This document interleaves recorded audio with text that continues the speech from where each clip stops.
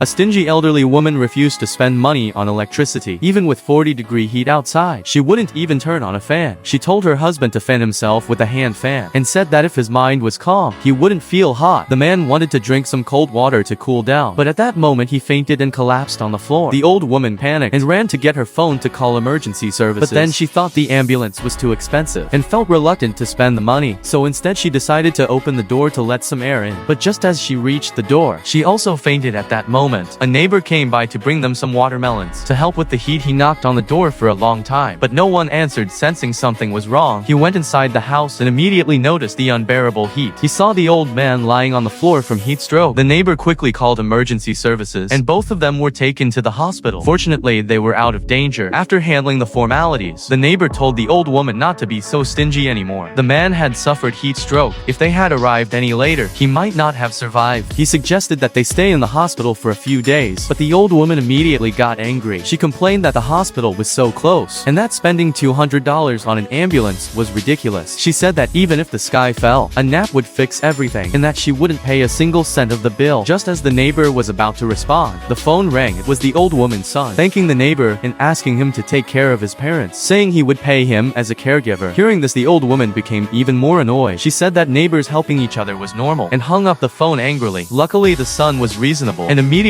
transferred the money for the medical bill and the caregiving to the neighbor. Then the doctor came to take them for a checkup, but the old woman said she only needed to drink some mung bean soup and didn't want to waste money on examinations. She took her husband back home and began her own homemade treatment. She burned some